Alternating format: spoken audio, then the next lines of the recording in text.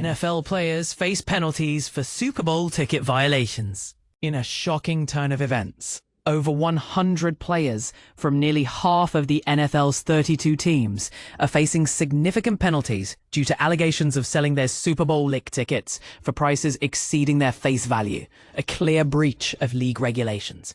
This information comes from multiple sources who have shared insights with ESPN.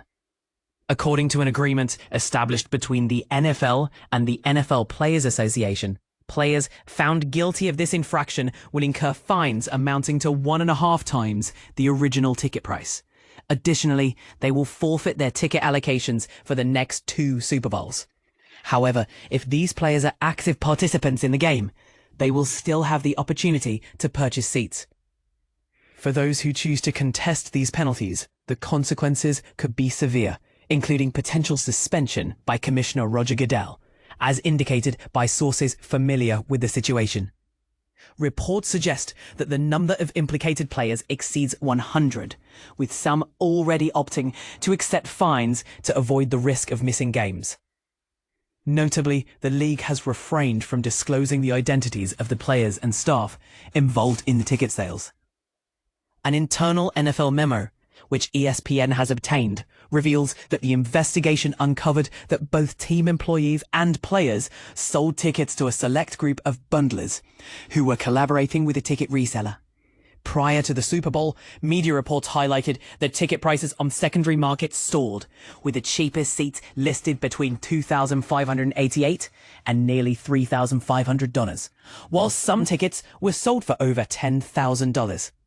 The memo further states that players and employees who had a more direct involvement with the bundlers will face harsher penalties.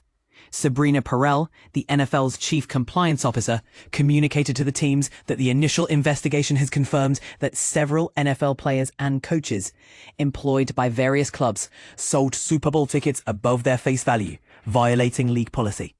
This long-standing policy, which is explicitly included in the collective bargaining agreement, prohibits any league or club employees, including players, from selling NFL game tickets acquired from their employer for more than the ticket's face value or for an amount greater than what they originally paid, whichever is lower. To prevent future violations, Perrell announced that the league will implement enhanced mandatory training for all personnel before Super Bowl LX, reinforcing the rules and the overarching principle that no individual should profit personally from their association with the NFL at the expense of its fans. But here's where it gets controversial. Should players be held to a higher standard when it comes to ticket sales? Or is this a case of overreach by the league? What do you think? Share your thoughts in the comments below. NFL fines over 100 players for reselling Super Bowl tickets. Imagine the shockwaves that rippled through the NFL community when it was revealed that over 100 players would face fines for reselling Super Bowl tickets at a profit. This isn't just about a few missteps. It's a significant crackdown that has sent a clear message to everyone involved. But here's where it gets controversial. The NFL's strict stance on ticket resale has sparked debates about fairness and the rights of players to profit from their own assets. Let's dive into the details and explore the implications of this enforcement. Ahead of the Super Bowl LIX football game between the Philadelphia Eagles and the Kansas City Chiefs, the NFL has taken a hard line on the resale of tickets by players, coaches, and club employees. According to an internal memo from the league's chief compliance officer, Sabrina Perrell, more than 100 players and roughly 24 club employees are in violation of the NFL's ticket resale policy. This memo, viewed by CNBC, outlines the findings of an investigation that uncovered these violations. The investigation revealed that these individuals were selling their tickets to resale bundlers at a profit. This practice is strictly prohibited by the NFL, which has a clear policy against selling game tickets for more than their face value or the amount the employee originally paid, whichever is less. The penalties are steep.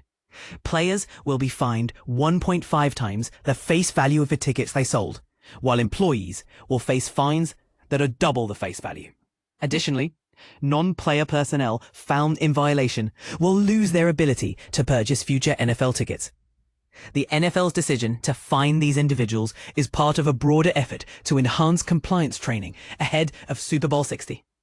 The league is also planning to increase penalties for future offences, sending a strong message that such behaviour will not be tolerated.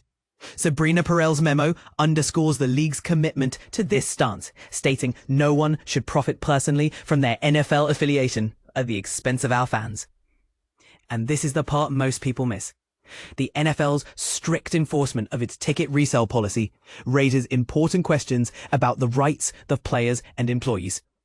While the league aims to protect fans from inflated ticket prices, some argue that players should have the freedom to profit from their own assets.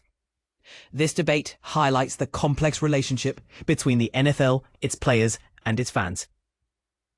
So what do you think? Should players be allowed to resell their tickets as a profit? Or is the NFL's strict policy justified? We'd love to hear your thoughts in the comments. Let's keep the conversation going and explore the nuances of this controversial issue.